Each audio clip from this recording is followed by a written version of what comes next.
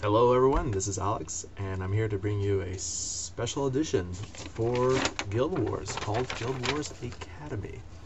Now, Guild Wars Academy is something that's going to be pretty different than what I usually do, which is what I call Guild Wars Corner, which is kind of a weekly vlog.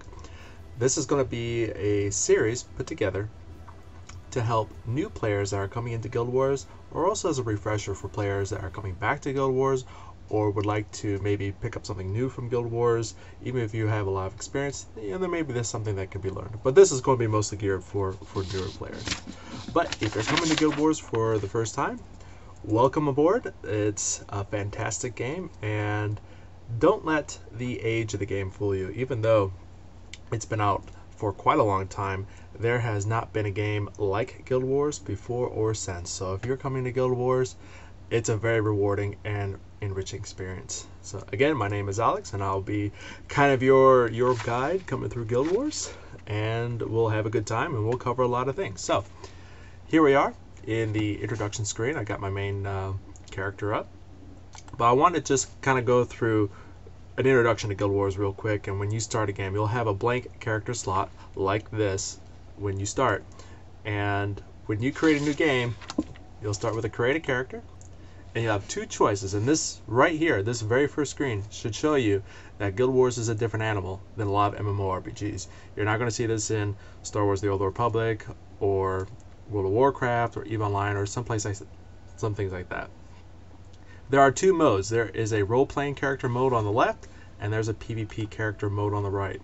The difference is, and we'll go to this a little bit later, is that the PvP characters, when you create one, you can create any of the characters from any of the three main campaigns, so Prophecies, Factions, and Nightfall, and we'll start at the maximum level, with the maximum armor, with the skills that you have unlocked in the game.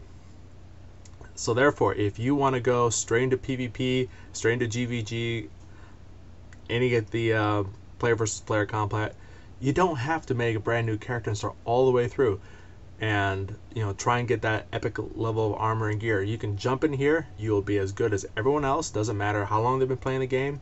You can create a character in here and go from there. So if you want to create a character that's native to Prophecies, you can grab one of these, you can grab an Elementalist or something, and flesh out your character.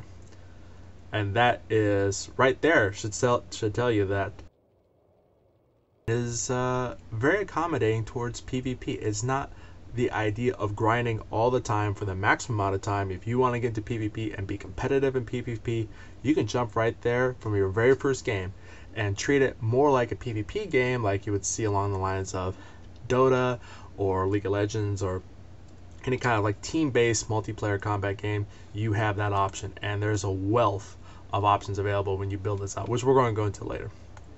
The other option you have is creating a role-playing character. Now, when you're starting the game the first time, I highly recommend that you start a role-playing character. The role-playing character is the main game, you could say, for both PvE and PvP, and this will keep you going for hundreds or thousands of hours, because there is an absolute ton of content inside Guild Wars, inside the role-playing character. So we'll start with this. And again, you have three campaigns, and you can start in any order. They are not strictly one after another, but if you want to go chronologically, you would go from left to right. You would start with Prophecies, then you can go to Factions, then you could go to Nightfall. But you don't have to do that. You can go from Nightfall and then skip back to Prophecies and then go to Factions. And they're not quite linear in time. They are a little bit, but not a whole lot. So if you start a character in Nightfall like Paragon or Dervish that are native to Nightfall, and then you want to play them all the way through the Prophecies campaign, you can take at any time, go from there, go to Prophecies, and start at around about a third or a quarter into the game, in Prophecies, into the story. You just skip out the kind of really low level missions and stuff. But my opinion, if you are starting Guild Wars for the very first time, I would start in Prophecies, and there's a couple of reasons for this. In Prophecies, it is a very smooth and a little bit longer of a ramp up for your character. Again, this game, there are only 20 levels. You'll hit those 20 levels very, very quickly. But Prophecies I find is to be the most forgiving in that process in getting those 20 levels. You'll also get a lot more skills that are given to you by quests, where in other ones like Factions and Nightfall, you have to buy those skills. So if you're starting out, my recommendation would be starting Prophecies. So let's go in here. In Prophecies, there are 6 core classes: Ranger, Warrior, Monk, Necromancer, Mesmer, and Elementalist.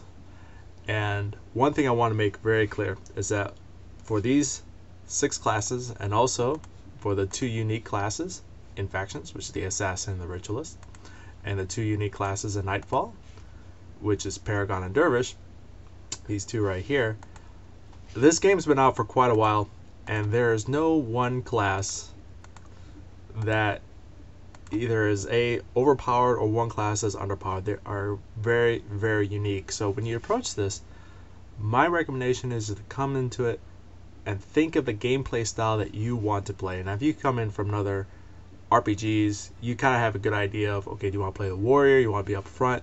Do you want to play a mage type, which would be more along the lines of elementalist?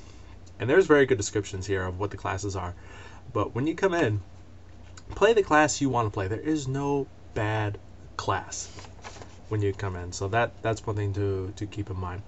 And when I go through Guild Wars Academy, we're going to go through a lot of these classes. It's going to take some time, and there's going to be a lot of videos I hope to put up in the future explaining in detail which one of these classes are. But for right now, if you're just starting the game, you're not going to pick a bad class, so don't worry about picking a bad class. So let's say, for example, we pick a Ranger.